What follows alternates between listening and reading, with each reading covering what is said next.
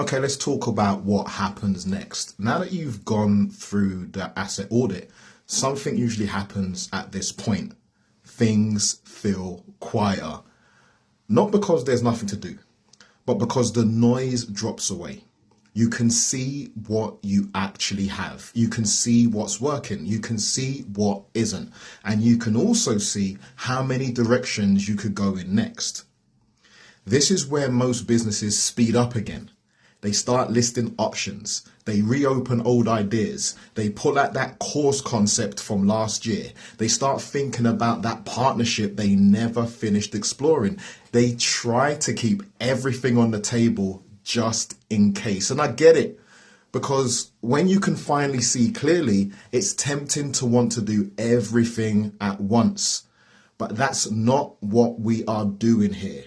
Strategy in this work isn't about coming up with the smartest plan. It's about choosing a direction the business can actually commit to. Let me say that again, because this is the entire point of this next step. Strategy is about choosing a direction the business can actually commit to. Because here's what I've seen over and over. Unstable revenue rarely comes from bad ideas. It comes from too many partially executed ideas. You know this already. You've lived it. There's the offer you launched that got some traction but never quite took off because you moved on to the next thing. There's the marketing channel that was starting to work, but you stopped showing up because something else felt more urgent.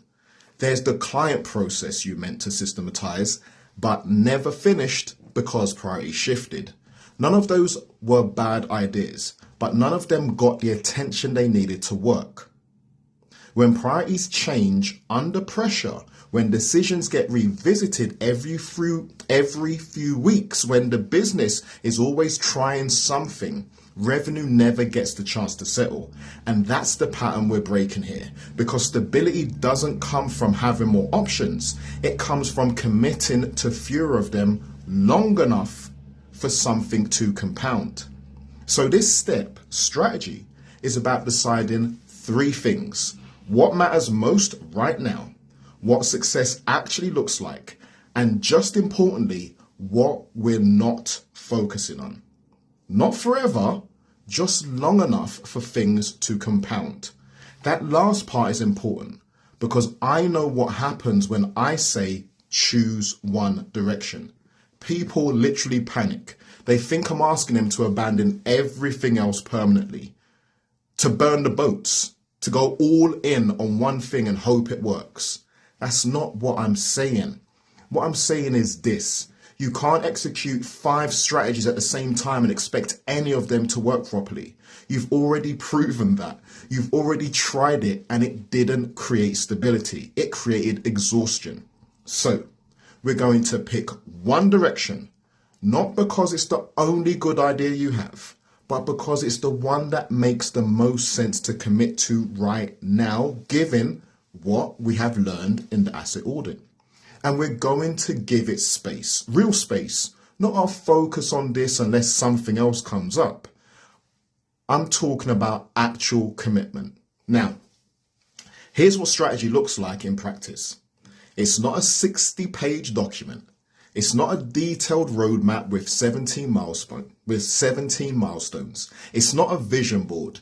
It's a decision, a clear, specific decision about where you're putting resources and what you're not doing. And the reason that matters is because decisions are what protect execution. When something goes wrong, when revenue dips, when a competitor does something interesting, when a new idea shows up in your brain again, you don't need to rethink everything. You just need to come back to the decision you made. Does this fit the strategy? No? Then we're not doing it. Not right now. If step 1 audit gave us truth, then step 2 strategy gives us intent. The asset audit showed you what's real. The strategy step shows you what you're doing about it. And the difference between those two things is everything, because you can have perfect clarity about what's wrong and still not fix it. You can see exactly where the dependencies are and still not remove them. You can know what needs change and still keep operating the same way. Strategy is the bridge between knowing and doing. So by the end of the strategy step, you shouldn't feel excited. You should feel steady. That's the test. If you finish this step and you feel pumped, motivated, and ready to take on the world, that's actually a red flag, because that feeling doesn't last. And when it fades, the strategy falls apart. What you want is something quieter, something that feels solid. You should be able to say, this is the direction we're moving in, this is why, and this is what we're saying no to. No drama, no hype, just clarity. And here's what happens when you have that. Execution stops feeling heavy because you're not constantly second guessing. You're not reopening decisions every time something doesn't work perfectly. You're not going to get pulled into every opportunity that shows up. You know what you're doing. You know why you are doing it, and you know what you are not doing. That's what makes execution sustainable. Most businesses think execution is the hard part, and it can be, but usually execution feels hard because the strategy underneath it keeps shifting. You want to work on something, then halfway you question whether it's the right thing.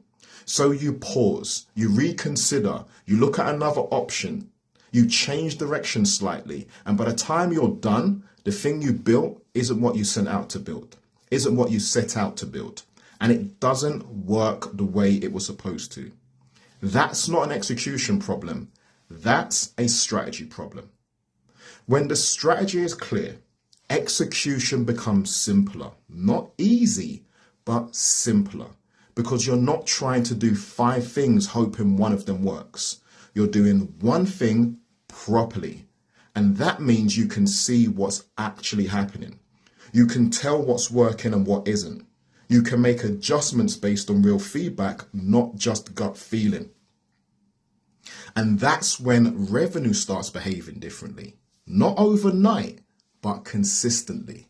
Because you are no longer dependent on intervention. You're building something that compounds. So here's what we're going to do. You're going to take what you learned in the asset audit and turn it into a decision, not a hypothesis, not a plan to test, a decision. What are you focusing on? Why does that matter more than the other options? What does success look like? And what are you explicitly not going to do? Those 4 questions are the entire work you want to do in this step. And they might take you an hour, or they might even take a week. That's fine. What matters is that when you're done, you have something you can commit to. And look, I know this feels limiting, especially if you're used to keeping your options open, but options don't create stability. Commitment does. Take your time with this.